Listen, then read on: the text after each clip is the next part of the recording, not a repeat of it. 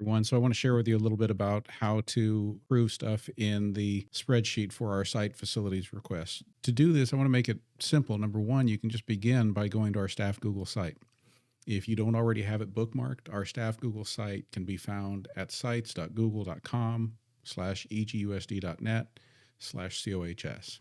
So that's where you want to go to find that. When you go to that staff Google site, you're going to see that there are links up at the top where you can go to resources and staff resources.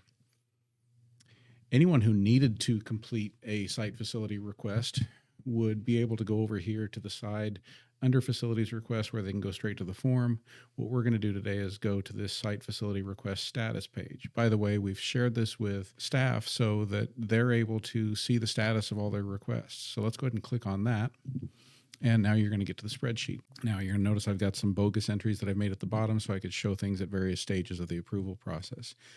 Now there are a few things I want to show you here. To start with, as an approver, I recommend that you set up this sheet so that you get an email notification either once a day or every time somebody submits a facility request. Once a day might be better so that you're not getting bombarded. You're going to do that by going up to Tools up at the top. And under Tools, you're going to see that there's a Notification Settings. When you go to Notification Settings, you can go on out there to Edit Notifications. And that's where you can choose. I don't think I would do any changes are made. Change it to when a user submits a form. And for those of you approving, I recommend you just do a daily digest. This way you're going to get at least one email a day, no more than one, that just lets you know, hey, some forms have been submitted, there's stuff to be approved. And then you click Save. Once you've done that, you are now set to get notifications. So now we click Done there. Next thing I want to show you that I've taken some steps to make it a little bit easier because we know this list is going to grow. It's going to get filled with a lot of stuff. And I want to make it easy for you to see just those things that you haven't approved yet. To do that, I want you to know how to use filter views. All you have to do is go up to here to where it says Data. Click on Data, and then go to Change View. Notice there where it says Change View, you've got a few options. We could look at just those that are completed, those that are pending approval for activities, athletics, custodial, Facilitron entry, or Outlook calendar entry, basically at any stage of the approval process. So notice if I wanted to go to completed right now, I would then only see the one entry. And there's something you notice when you're in a view like this. Do you see that the screen has changed? There's a green background to it there around the edges. That's telling you that you're in that filter view. Notice it says completed over here on the left. And there's a little X right there to close out of that view. I could either click the X to close out of the view, or I could just go to Data and I could say, oh, I want to change my view. Let's go to Pending Activities Approval. Now it's just going to show me everything that has not yet been approved by activities. Now notice how that changes as I change my view to Pending Athletics Approval. Now I can see one that has been approved by activities, but it's still waiting on athletics and everything else. Or I can go in here and change view again to Pending Custodial. Now I see that there are a few more that have been approved by others, but are still pending custodial. I can go in here too and say, change my view. Let's see everything that's entered but hasn't been put on the calendar yet. There you go. So you can see kind of all those various stages.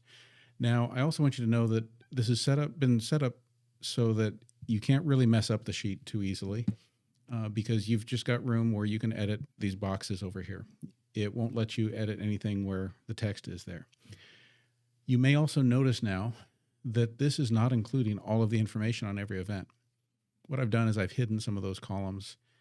That's why if you look down at the bottom behind my mic right there, it says All Details. So click on that All Details tab, and now you're going to get everything in the row. I did this because I didn't want you to be overwhelmed on that first page. I wanted you to just see the essential stuff that you need for the bare bones approval. If you go to the All Details, though, here's where you can actually go and scroll out on a row and see everything that they've submitted about that facility request. There's a lot of information there, and it is a little more overwhelming. I'm also working on a system that will be able to easily give you like a printout, a one sheet on this whole event. But keep in mind that the sheet that's probably going to be more useful is the one that comes out of Facilitron after everything's gone through the site approval process and it's actually in Facilitron. Lastly, there's one more really important part I want to show you here, and that is that when boxes have been checked off, you can hover your mouse over that box, right-click on the box, and go to Show Edit History. The value in this is it's going to tell you who checked off that box and when did they check it off. It's one of the things that makes a Google Sheet like this brilliant, because nothing gets approved without us being able to tell who did that when. And will also help if we've accidentally clicked a box by mistake or something. It's easier for us to go back and fix it and see, oh, I did that, I can take it off. So there you go. That's that piece. So those are the details on our facility request response spreadsheet and your process to be able to approve everything there. Keep in mind, if you didn't already, please make sure that you have bookmarked our staff Google site, where you're going to be able to get to all those links really easily. And remember, if you need to enter it, that's the staff Google site, sites.google.com/egusd.net/COHS. And that is it for my explanation of how to use our COHS site facility request approval process.